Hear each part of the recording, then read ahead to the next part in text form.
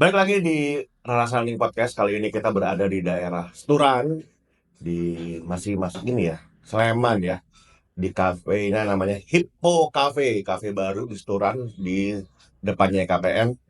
Dan kali ini juga agak spesial nih, yang akan saya ajak ngobrol nih. Masih bersama saya Agam Moja dan kali ini kita bakal ngobrol dengan Bapak Singgi Iya, Raharjo. Pak, selamat dulu Pak. yes. Selamat Pak. Gimana kabarnya? Alhamdulillah Pak. Sehat Pak Singgi. Alhamdulillah sehat Alhamdulillah. dan bahagia. Sehat dan bahagia. Bahagia, jangan cuma sehat aja. Oke, itu kuncinya Pak ya, sehat dan bahagia ya, betul. Pak, pertanyaan saya Pak, Hmm, pertama kali Pak, langsung nih. langsung dong Pak, biar seru. Ini Oke. ibaratnya kalau di konten itu hook. Oke, siap. Pak Singgi, kapok nggak Pak mengikuti kontestasi politik? Pertanyaan yang apa ya, gampang-gampang sulit untuk dijawab itu. Karena kontestasi politik itu saya kan baru sekali, Mas. Oke, ya, Baru sekali, jadi saya merasakan gimana hiruk pikuknya, ya, dinamikanya dan sebagainya. Dan itu ya merupakan pelajaran yang sangat bernilai dan berharga bagi oke, saya dan ya, keluarga tentunya. oke, ya Ya, keluarga. jadi saya setelah kontestasi kemarin, kemudian ini kan baru berjalan berapa bulan nih, Mas? Ya, dua bulan lah, 2 bulanan ya, Hampir ya. 2 bulan ya. Hmm, Nah, tentu ini menjadi satu perenungan tersendiri. Oke, Saya belum bisa menjawab itu, tapi oke, ini perenungan tersendiri. Apakah kemudian saya kapok atau tidak kan betul, gitu? betul, betul. Masih ditimbang-timbang nanti Pak ya. Iya, Tapi banyak pelajaran Bapak ambil dari situ. banyak sekali, Oke. banyak sekali. Ilmu-ilmu Jadi kehidupan juga. Jadi selama ini kan saya masuk di birokrasi ya, Ya, 32 tahun. 30 tahun betul. Pengabdian saya di pemerintahan itu kan 32 Ya, tahun dan itu apa ya banyak juga dinamikanya banyak betul. juga dan antara birokrasi dengan di politik itu kan sangat berbeda ya. Jadi Pastinya. dan saya begitu masuk ke politik kan langsung kayak masuk di kelas super akselerasi. Super akselerasi. Ini dia. Iya, iya, iya. Jadi luar biasa, jadi ini penuh dengan kejutan, penuh dengan surprise, dan saya terus akan waktu itu ya, itu terus kemudian ya karena super akselerasi saya harus mengikuti ritme politik dan sebagainya. Iya, iya, iya. Dan ini tidak hanya saya sendiri, tapi keluarga saya, terutama Keluarga, istri saya, buati. Bu Ati, itu juga banyak pembelajaran yang didapat. Oke. Nah, saat ini Pak, kegiatannya Ya. apa Pak sekarang? Masih menjalin komunikasi yang selama ini sudah terjalin ya, Oke. karena komunitas baik itu sepeda, Sepeda. lari, Iya, iya, iya, iya. komunitas aircraft, Iya, pekerja event, yang kemudian juga pariwisata, tetap. tetap, Ya, karena kalau dilihat dari 32 tahun ini, di tahun 6 tahun terakhir ini kan saya di pariwisata, betul, jadi betul. saya lebih apa ya mendekat ke pariwisata itu sendiri, teman-teman baik itu di DIY maupun di kementerian itu kan Iya, kita kecamatan. Iya, jalin iya. ya komunikasi tetap Oke. kita jalin. Tadi kita ngomongin soal pariwisata Pak ya. Hmm. Bapak kalau nggak salah udah 6 tahun. Tapi ketika Bapak menjadi kepala dinas pariwisata Pak ya, Hmm. Hmm. kita sekitar 2 tahun untuk COVID Pak. Ya, 2020 mungkin sampai 2021 akhir atau 2022 awal tuh betul. dilanda COVID dengan pembatasan di mana-mana. Ya, Sementara kan dinas yang Bapak kepala ini kan malah harusnya mengajak orang untuk datang. datang banyak orang segala macam. Sementara dibatasi dengan nggak boleh ada orang, kegiatan segala macam. Itu pusing nggak sih Pak? Pastilah. Jadi itu COVID itu, pandemi COVID itu terjadi saat saya 1 tahun. Betul setahun ya, ya, ya. Awal 2019 saya dipercaya oleh Nusa Dalem untuk Oke, menjadi iya. kepala dinas pariwisata. Kemudian 2020 April itu kan April mulai ya, ya. mulai ya. Nah, disitulah antara pariwisata dengan pandemi COVID ini kan bertentangan. Pertentangan Pak Tadi betul. yang Mas Arga sampaikan, pariwisata ngajak orang datang untuk menikmati destinasi dan Betul. pengalaman, Betul. tetapi pandemi COVID nggak boleh orang Hmm, kemudian berpindah satu dengan yang lain dengan physical distancing iya, dan sebagainya. Nah, itu merupakan tantangan kalau saya. tantangan. Tantangan Oke. tersendiri. Bagaimana kemudian dalam benak pikiran saya dan tim waktu itu, gimana caranya orang bisa datang ke Jogja Ya, untuk berwisata tapi tetap aman kan gitu. iya, iya. Nah, ini Tidak yang terkena kemudian COVID kita segala macam. kita belajar waktu itu ya belum ada panduan-panduan Iya, dan sebagainya. Kita terus mencari tahu ya panduan dari WHO seperti apa, dari kementerian mungkin sudah ada atau seperti apa. Kita rangkum semua iya, gitu. iya. Kemudian waktu itu kita berinisiasi berkolaborasi dengan Bank Indonesia waktu itu karena anggaran juga masih belum tertata. Iya, masih update kan Pak ya. Sehingga ini nggak boleh diem. Kalau Iya. pariwisata diem, korbannya banyak. Malah kita Karena pariwisata itu kan gerbong yang menarik, lokomotif yang menarik Betul. berbagai Efek macam. dominonya banyak banget Pak. Betul. Sehingga disitulah kemudian menjadi tantangan dan akhirnya muncul namanya Peranatan Anyar Plesiran Jogja waktu itu. Nah, itu podcast kita pertama tuh Oh Pak. gitu ya. Di Breksi Oh iya iya benar. sama Yusril. Betul. Bapak menuliskan buku itu kan Pak ya? Iya. Iya, Oh iya, iya, iya, saya iya, ingat iya, itu. iya, Betul. iya. Jadi itulah yang kemudian kita jadikan sebagai pedoman bagaimana aturan baru berwisata di Jogja dengan penerapan apa itu namanya aturan-aturan yang bisa menghindarkan wisatawan itu terkena pandemi COVID. Sekaligus juga ini menjadi menjadi momentum untuk kita menata kembali pariwisata yang ada di DIY waktu itu. Iya, siap, betul. Bagaimana Ngeriset ulang Pak ya? Iya, bagaimana kebersihannya, bagaimana keramah tamahannya, kemudian bagaimana kita meningkatkan kualitas dari destinasi dan paket-paket wisata itu. Oke. Ya waktu itu kolaborasi cukup banyak ya, pelaku pariwisata, asosiasi, kemudian dari Dinas Kesehatan, dari Bank Indonesia yang dia punya concern juga bagaimana pertumbuhan ekonomi tetap naik kan Iya, gitu. iya pastinya. Iya, iya. Termasuk juga para pelaku pariwisata dan masyarakat. Iya. Karena mereka mendapatkan dampak yang luar biasa, Mas. Iya. Dan alhamdulillah waktu itu pandemi itu 2020-2021 udah mulai kelihatan bahwa ada pergerakan. Walaupun di 2020 tetap ada pergerakan, namun belum signifikan. Betul, betul. Nah, begitu 2021 ini luar biasa. Iya. Kayak kita nggak boleh keluar rumah, begitu diizinkan keluar rumah langsung. Iya. Jadi kayak revenge. Betul. Kayak balas Iya, dendam. iya, iya, iya. Dan itu menjadi boom waktu itu. Jogja menjadi destinasi pilihan dan aman. Kemudian dilanjutkan juga, Mas. 2022, 2023, 2024 menjadi destinasi favorit. Oh, Mengalahkan kota-kota besar yang lain. Oke, iya, iya, iya, iya. Denpasar, Bandung, Iya, dan iya. sebagainya. Solo?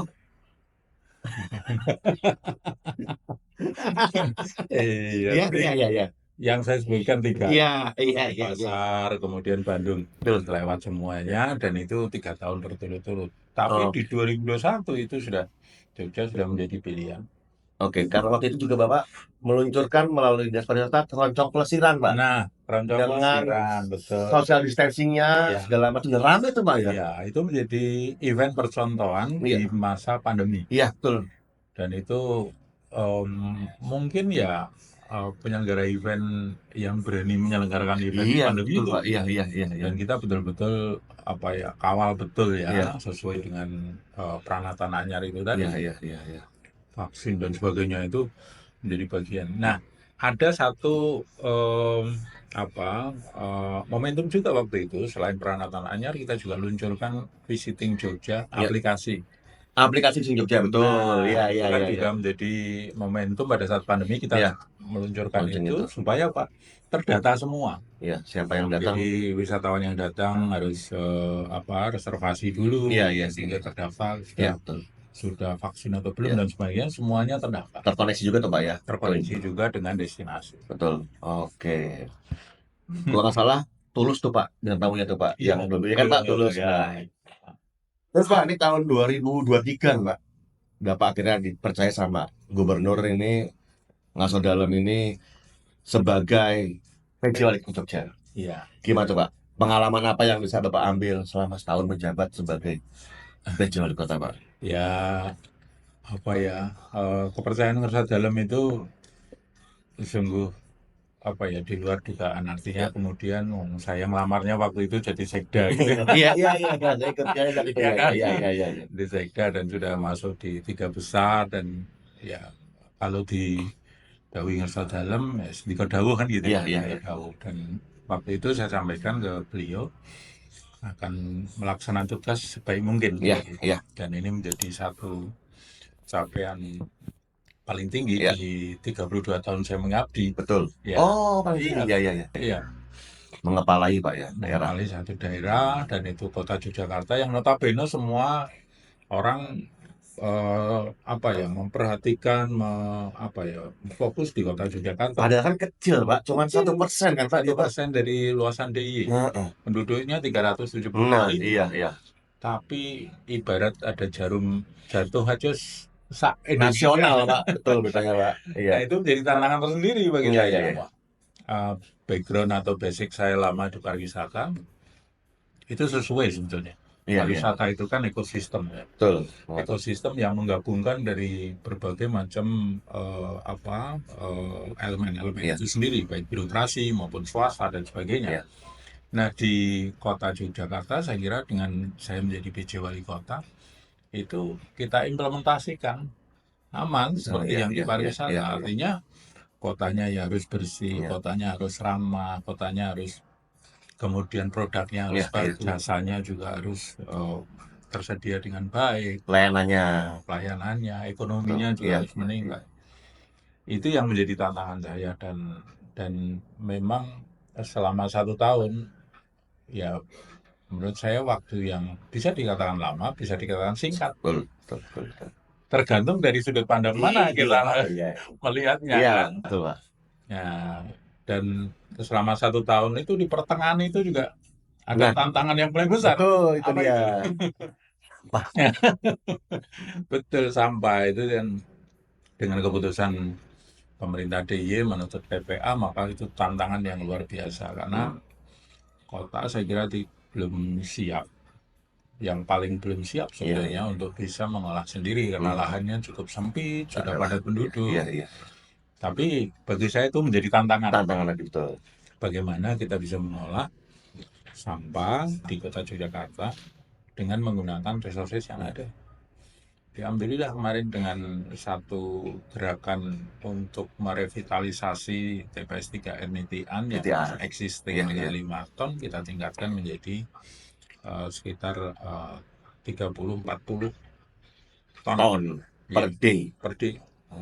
Dengan penambahan peralatan dengan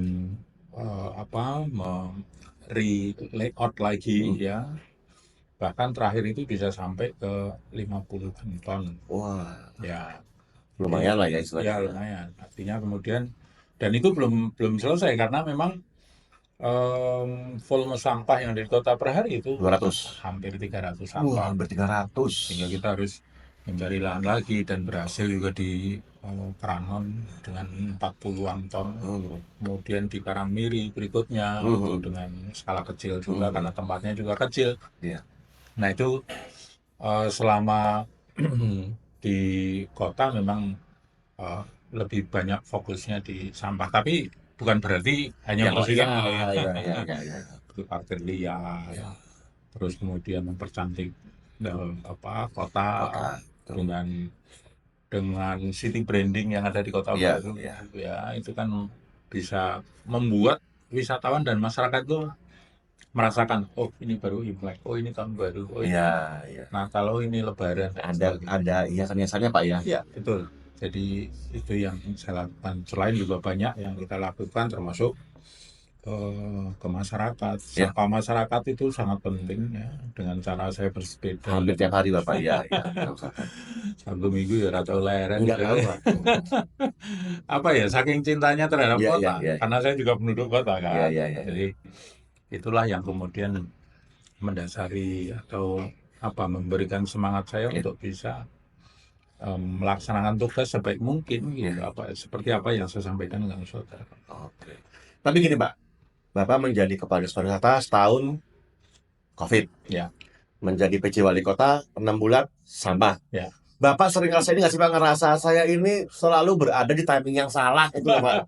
Enggak juga. Jadi sudut pandang aja yang harus dirubah bahwa seseorang yang akan naik kelas itu pasti ada ujiannya kan gitu. Iya. Saya memaknainya seperti itu menjadi tantangan. Kalau orang selama hidup itu apa ya, landai-landai terus, tidak ada tantangan tentu, ya tidak akan naik kelas kan gitu. Oh, iya kan? Zona aman Pak ya. Nah, Zona nyaman, zona aman. iya. Jadi saya memaknanya itu. Jadi ya ini menjadi satu ujian, apakah kemudian bisa melewati ujian itu atau tidak kan gitu. Alhamdulillah bisa melewati Pak ya. Alhamdulillah bisa melewati. Nah, kalau yang di kota memang waktu 1 tahun atau mungkin 6 atau 7 bulan untuk nangani sampah di kota memang masih sangat Betul. karena itu eh, cukup banyak ya. Bener-bener gini Pak ya. Sampai kemarin itu kan kita kerjasama dengan Bantul itu Pak Halim. Oh iya Pak Itu Halim ya ya ya sisa ya. sampah yang belum terolah itu kita Kita membantu. kirim ke Bantul untuk diolah. Itu salah satu upaya bagaimana kita bisa menyelesaikan Iya. permasalahan. Oke.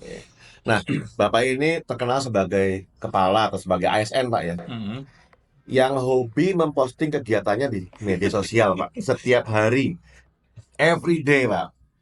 Nah, menurut Pak Singgi nih, apakah untuk saat ini sepenting itu Pak, publikasi seorang ASN di media sosial, khususnya buat pejabat publik? Jadi kembali lagi ke sudut pandang. Ya. Ya, kalau saya bermain media sosial ini udah cukup lama. Iya dari pariwisata kan Pak ya, udah mulai posting. Sebelum itu. Sebelumnya malahan. Sebelum. Jadi kalau dilihat Berarti Pak Peternya Pak? atau tidak belajar kan bisa di mana Oh, aja iya, iya, siap, kan gitu. Siap. Jadi saya bermain media sosial cukup cukup lama. Bahkan akun Facebook saya itu mungkin tahun 98. Oke. Udah lain. Iya. Udah Pak, udah. Saya bukan gadget Pak. Email pertama saya itu tahun 96. Wih, Dan itu sampai sebelum. sekarang masih saya pakai. Wih. 96 Pak. Ya Allah itu 96. udah 28 tahun Pak. Iya. Email itu masih saya pakai. Kemudian saya main Twitter, TikTok, kemudian Instagram, semua saya gunakan. Platform Pak ya. Semua platform ya. Dan kenapa saya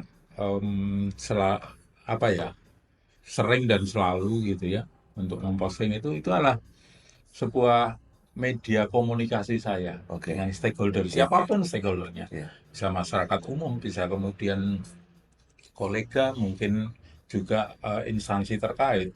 Cara saya mengkomunikasikan apa yang saya lakukan. Iya, iya. Dan itu merupakan satu media juga untuk komunikasi. Betul. Komunikasi. Setuju saya. Saya merasakan sekali waktu saya di dinas pendidikan, dinas kebudayaan, kemudian di pariwisata apalagi ya. Iya.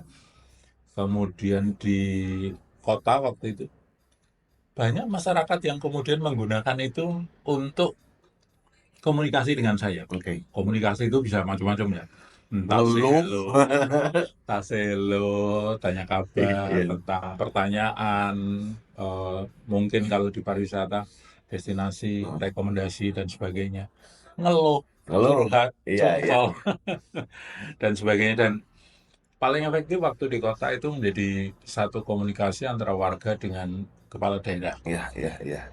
Waktu itu karena sampah banyak, Pak, di sini sampahnya menumpuk. Nah, cara saya untuk mengkomunikasikan dengan OPD terkait ya dengan cara itu saya screenshot, saya teruskan, tolong segera ditindaklanjuti. Oke. Iya. Sehingga cepat. Iya, iya. Nah, itulah salah satu kemanfaatan media sosial itu untuk seorang ASN atau mungkin pejabat publik. Iya, iya, iya, iya. Itu Mempercepat Pak untuk mempercepat atau juga bisa dikatakan untuk komunikasi. Oke. Komunikasinya kan tanpa batas itu. Iya, iya Pak. Bisa langsung kan? Iya, iya. Dan tanpa batas ruang juga Pak, di dunia mana juga bisa. Betul. Gitu. Wah, kangen Jogja nih kan Iya. bisa begitu kan. Banyak juga yang saya dapatkan saran-saran dari warga. Itu banyak juga. Tidak hanya sekedar kemudian mengkritik, tapi saran juga banyak. Sehingga ini memperkaya saya juga. Artinya wawasan, kemudian ide, oh ternyata ini dan sebagainya. Terus terang saya sendiri yang balas Wih. dari handphone saya, dari jari saya. Tapi ya kalau itu tergantung waktunya ya. Iya, iya, iya. Jadi waktu luang itu. Berarti tapi Bapak termasuk yang mantau lah Pak ya. Iya. Itu nggak mau dianggap ini Pak, tidak mau dianggap melebihi kapasitas dari dinasnya Pak atau ininya bidang apa segala macam itu. Jadi begini, itulah yang kemudian saya rasakan itu menjadi komunikasi yang lebih cepat. Karena kalau kita bicara penggunaan teknologi harus faster, better, Betul. cheaper. Faktor beta kiper betul. Iya kan? Ya ada saluran aduan, Iya. ya kan? Ada saluran aduan, tapi saluran aduan kadang-kadang kan agak mungkin beberapa aduan Ketumpuk. Iya, iya. berkumpul dan sebagainya. Mungkin ini kan Iya, mengakselerasi iya. dari penyelesaian itu sendiri. Oke, tapi ini Ya. Pak, kayaknya kan gitu kan juga pasti ya Pak ya, Hmm. memunculkan opini miring nih Pak. Hmm. Kerjaannya mau tiktokan, kerjaannya mau ngonten gitu Pak. Nah itu ini nggak Pak, tanggapan Bapak itu apa Pak dari orang-orang yang kritik itu? Bahkan itu ada berita juga kalau Hmm. PJ Wali Kota kerjanya tiktokan doang gitu misalnya. Dilihat dari kontennya aja. Kemudian orang akan menyimpulkan. Apakah ini pencitraan atau enggak? Betul sih Pak, iya, iya, iya. Misal nih, kalau kemudian kontennya itu hanya joget-joget tanpa ada relevansinya dengan pekerjaan, Iya, iya, iya. bolehlah Iya, komentar iya, iya, seperti iya, itu. iya, iya, iya. Tapi kalau kontennya itu ada relevansinya dengan pekerjaan, saya kira itu Dan membuat bisa. progres kali Pak ya Iya. gitu ya. Dan menginformasikan ini loh progresnya seperti ini loh Betul. yang sudah dilakukan oleh instansi Iya, dan iya, iya, sebagainya. iya. Berarti seperti lebih mentransparansikan pekerjaannya Pak gitu Pak ya. Oke. Mengkomunikasikan apa yang saya lakukan yang related dengan Ya, pekerjaan. walaupun ya ada waktu-waktu tertentu yang dengan keluarga. Oh ya, Gitu Pak pasti ya. ya. Siap. Dan nampaknya sekarang juga oh, banyak kan, Udah benar banyak, betul. banyak sekali Menjadi suatu apa ya? kebutuhan. Kebutuhan dan kewajiban juga Pak. Iya, kebutuhan untuk kemudian bisa mempublikasikan apa yang Berarti memang kita penting Pak ya. lakukan. Peran media sosial penting Oh, Pak ya. penting. Karena sekarang ini kan orang kan udah nggak mau lagi nungguin koran Iya. hari berikutnya untuk membaca berita apa yang dilakukan oleh Mas Harga gitu. Iya, iya, iya, iya, Nah, iya, iya. kalau media sosial kan cepat, Cepat. ya kan cepat. Bahkan kadang-kadang live. Iya. Live itu kan sesuatu yang kemudian bisa dinikmati pada saat itu. Iya. Dari mana Real pun. time. Iya. Dari manapun. Iya. Jangkauannya jauh akan lebih Betul. luas kan. Pak, mengapa nih Bapak Singgih Raharjo memutuskan untuk terjun ke politik Pak?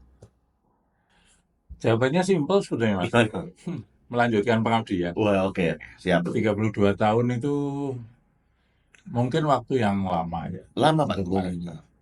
Tapi melihat secara fisik dan kondisi badan masih diberikan sehat Betul. gitu ya. Saya kira kalau berbekal juga dengan pengalaman dan sebagainya, ingin melanjutkan pengabdian. Pengabdian. Dengan cara yang lain. Dengan cara yang seperti lain. tidak menjadi ASN Pak ya. Iya. Nanti Bapak memutuskan untuk oke deh kayaknya aku mesti mencoba terjun ke politik dengan cara yang lain. Nah, tadi Bapak selalu bilang kelas super akselerasi menjadi politikus nih Pak. Pelajaran apa yang Bapak ambil dapat dari kelas super akselerasi selama 3 bulan kalau gitu Pak? Iya. Apa ya Mas ya? Ya gini, jadi di politik kita itu memang kalau saya melihat sih harus ada perubahan ya. Oke. Karena untuk menduduki kepala daerah di pilkada itu kan kos politiknya sangat tinggi. Betul. Dan itulah yang kemudian bisa apa ya? Bisa tidak secara real bisa tergambarkan artinya gitu. Jadi komponen penentunya jadi semakin lebih banyak. Seorang yang punya kapabilitas kemudian kapasitas belum tentu seorang itu bisa menang di kontestasi politik itu sendiri. Jadi komponennya cukup besar dan itulah yang kemudian antara politik dan birokrasi itu sangat jauh berbeda itu di situ. 180 derajat Pak berarti ya Pak. Jadi di kontestasi politik itu situasi itu bisa unpredictable. Dinamis banget Pak. Betul. Iya, jadi itu yang saya ambil jadi bisa kalau orang yang tidak siap itu bisa shock, bisa Betul, berarti memang mental tuh diperlukan juga untuk menjadi seorang politikus tuh Pak. iya, jadi apa ya situasi atau kualitas mental itu sangat-sangat tinggi. Jadi kalau kita berani terjun di dunia politik ya siap menang siap kalah. Nanti mental Pak Singgih sudah lebih teruji nih Pak selama 3 bulan Pak. Alhamdulillah. Semoga itu bisa terjaga terus gitu ya. Siapa? 27 November 2024 Pak. Pencoblosan Pak. Ya. Kecewa nggak dengan hasilnya? Ya pasti. Kalau orang kemudian kalah di kontestasi nggak kecewa, itu nggak normal. Iya. Iya. Pasti kecewa, pasti kemudian apa ya, sedih ya, itu pasti. Tapi kan nggak boleh kemudian berlama-lama stay di Berlarut-larut, situ, ya. kan gitu. Rencananya Pak setelah tanggal 27 November ketika aku ikhlas dan Bapak mau ngapain sudah ke depannya Pak? Ya, sekarang kalau saya mengisi istirahat dulu ya, Iya. karena 32 tahun itu hampir tidak pernah ambil cuti ya. Betul Pak. Setahun Bapak nggak cuti loh Pak, kemarin Pak Iya, setahun tuh nggak cuti loh cuti. Pak. Ya, saya menikmati pensiun ya. Kan sekarang jadi anak pang, Wih, nggak apa tuh Pak? pangsiunan. Pasti. Oke. Ya, menikmati masa purna tugas, kemudian lebih banyak bersama keluarga, tetapi tetap menjalin silaturahmi dan komunikasi dengan Iya. kolega-kolega ya Iya. tentunya. Bisa dari kementerian, ya, Komunitas. masyarakat, ya, supaya silaturahmi tetap terjalin. Kemudian saya juga sampaikan, kalau ada yang perlu saya bantu, jangan sungkan-sungkan gitu ya, untuk bisa komunikasi dengan saya pasti akan bantu. Sebisa Bapak kita. Sebisa saya. Ya. Ya, Nah, berarti memang udah lebih terasa segala macam. Terus planning sudah ada, mungkin ya memang butuh waktu santai dulu lah Pak. Karena setahun itu kan Bapak nggak cuti tuh Pak, kecuali kota Pak. Sebenarnya Pak ada nggak sih Pak jatah cuti Pak? Ada lah. Ada Pak. Ada. Seorang ASN itu kan punya jatah cuti 12 hari. Dan itu ada beneran? Ada. Nggak Bapak pakai itu? Enggak. Kasih saya aja Pak. Iya. Oh ya, saya sekarang juga punya kesibukan untuk belajar melalui media online. Media online? Ya, bagaimana kita belajar, banyak kan yang bisa dilakukan dengan cara online itu kan banyak. Itu saya pelajari. Jadi banyak hal. Tapi bukan ini kan Pak, rukiah online nggak Pak? Soalnya ada kemarin Pak rukiah online tuh Pak. Oh iya banyak. Dan ini potensi luar biasa loh ini. Lagi di Jual garam. Lagi di rukiah datang paket Shopee loh. Iya, karena terbuka lebar ya. Iya. Apalagi sekarang ini dunia digital itu kan menjadi sebuah harapan baru ya. Iya. Harapan baru. Produk digital juga menjadi produk yang menjanjikan juga. Sangat menjanjikan Pak. Kemudian juga AI ini juga menjadi, ya kita harus belajar sampai ke situ ya, AI. Jangan sampai kemudian kita ada ChatGPT nih, ada AI. Betul. Kita biarin aja, padahal itu kan bisa bantu kita. Betul Pak. Ya, kita bisa manfaatkan itu untuk membuat produk-produk tertentu. Iya. Dan itu valuable, ya kan? Iya. Sangat valuable. Betul. Tapi itu nggak kayak ini Pak, tidak kita kalau kita ekran ada manusianya Pak di situ Pak. Oh ya, pasti ada manusianya. Mesin kayak misalnya bikin lagu nggak usah pakai apa itu. Ya. Fungsi manusianya menurut Bapak ditaruh di mana nih Pak? Iya. Kan AI itu nggak akan jalan kalau nggak ada manusia. Iya. Idenya dari mana? Dari manusianya. Ide kreatifnya dari manusianya, dia menerjemahkan ya, itu menjadi sebuah produk. Bedanya kalau dulu ya manusia itu kemudian secara manual dia memproduk produk-produk itu sendiri. Hulu ke hilir Pak ya. Iya. Nah, sekarang dibantu dengan AI. Oke. Dan hal-hal digital lainnya gitu Pak ya. Iya. Pemasaran segala macam. Pemasaran itu luar biasa. E-market segala macam. Belum Bitcoin. Nah, gitu Pak. Betul. Nah, ada kemarin kan Jogja kan saat ini kan lagi menjadi hits nih Pak. Emang dari dulu sih Pak, sekarang ditambah dengan tol yang semakin dekat dengan Jogja, Klaten segala macam. Itu kan Jogja akhirnya menjadi destinasi yang banyak dikunjungi sama wisatawan nih Pak. Yang efeknya adalah kemacetan. Iya. Di mana-mana kemacetan di Jogja. Nah, ada beberapa teman atau beberapa kalangan yang dia mengeluhkan itu. Sebagai warga Jogja, terdampak macet nih Pak, gara-gara banyaknya wisatawan yang ke Jogja. Tapi kan juga di lain dari mereka ada juga yang merasa dapat berkah. Pedagang, tukang parkir, supir andong, penjual, UMKM segala macam, objek wisata. Ya, Ini ada dua, bukan kubu ya, dua pendapat lah, ya, dua inilah yang bertentangan nih Pak. Gimana Pak pendapat Pak Singgi? sebetulnya pariwisata itu kan untuk semua, Mas. Mm-mm. Kalau kita kemudian mendikotomikan dua hal yang berbeda itu sebetulnya menurut saya Ya. ya, ini harus dikikis perbedaan itu. Sehingga pariwisata itu betul-betul nilai kemanfaatannya untuk semua. Saya tadi bilang, pariwisata itu ibarat sebuah lokomotif yang menarik gerbong-gerbong. Banyak gerbongnya. Wisatawan datang itu, dia pasti butuh hotel. Mm-mm. Kita bicara hotel aja. Hotel itu di dalamnya ada karyawan, Iya, betul. ya kan? Di Iya. belakangnya ada Laundry. keluarga, Nah, keluarganya, Iya. ya kan? Di situ dapat rupiah yang bisa menghidupi keluarganya. betul. Hotel itu harus ada makanannya. Iya. Makanan dari mana? Dari para petani, peternak dan sebagainya. Iya. Ya Satu kan? sayur. Ya. Nah, belum lagi kita bicara tentang ekosistem yang dari hotel itu pekerja itu kan banyak Iya. sekali, bahan-bahan makanan Betul. juga dari petani dan ternak. Itu kan sebetulnya pariwisata bukan hanya untuk Hotelnya, wisatawan, iya, untuk iya, hotelnya, iya, iya. tapi di belakang itu kan cukup banyak. Iya. Kemudian perlu transportasi. Iya.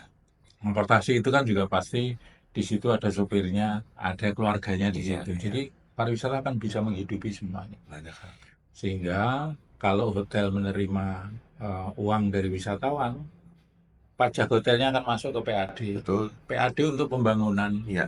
Ya kan? Iya, iya. Sebetulnya kan muternya ke Muter, situ. iya. Jadi kalaupun ada masyarakat yang tidak berkecimpung langsung di pariwisata, itu mereka bisa menikmati. Sebenarnya, iya. Sebenarnya bisa menikmati hasil dari pariwisata itu. Iya.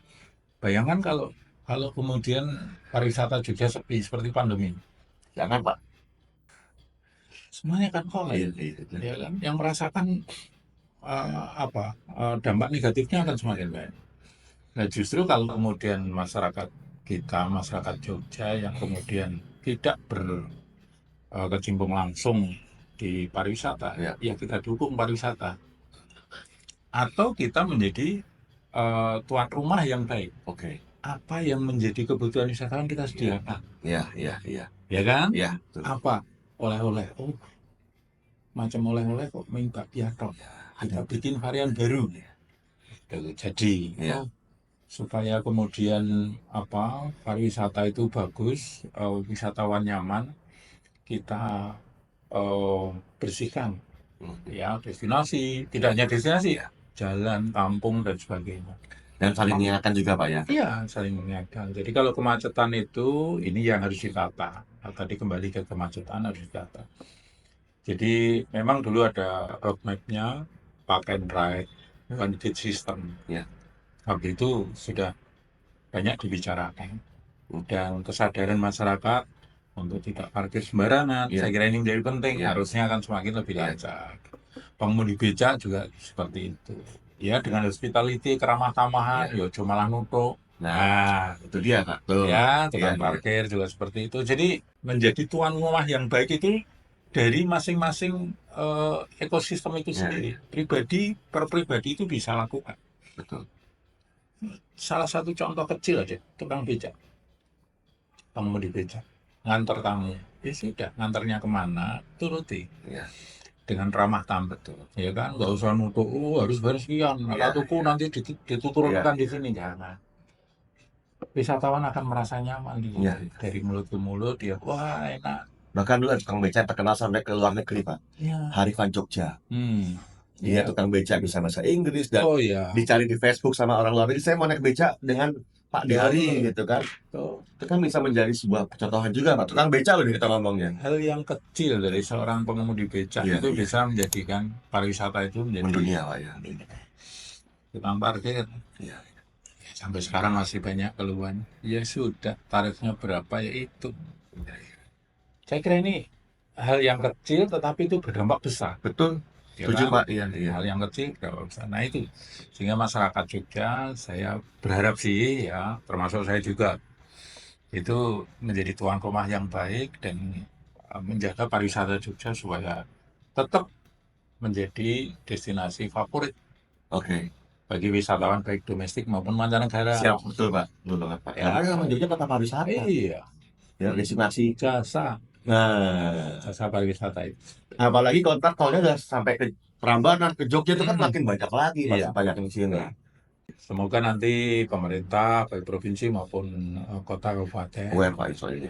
aware terhadap bagaimana mengatur lalu lintasnya supaya tidak macet, termasuk masyarakat juga ikut nyengkuyung. Iya, setuju. Terakhir banget nih Pak. Oh. Itu dulu Bapak sering ngomong jijik, sekarang apa kabar dia Pak? Cici itu saya tengok-tengok nggak tahu itu. Tuh udah nggak ada lagi nih Mas ini. Saya itu pernah ini nggak nyadar, Ci, nggak ada. Itu namanya Jiji apa siapa sih namanya itu Pak? Aji. Oh Aji. Sekarang kerja di luar daerah. Oh luar daerah. Oh, oke, mesti peningkatan dia Pak. Peningkatan. Oke, gitu aja Pak Sigi. Terima kasih Oke. banyak waktunya udah Sama-sama. menyempatkan untuk ngobrol-ngobrol nih Iya. Pak. Semoga kedepannya makin oke. Kita tunggu gebrakan dari Pak Singgi juga, khususnya di Jogja ataupun di Indonesia Pak. Iya. Ya Pak. Jadi Baik. tetap sehat, tetap bahagia. Amin, Pak Singgi. amin, matur nuwun. Gitu ya Pak Singgi. Terima Thank kasih you. Pak Singgi. Terima kasih. Sampai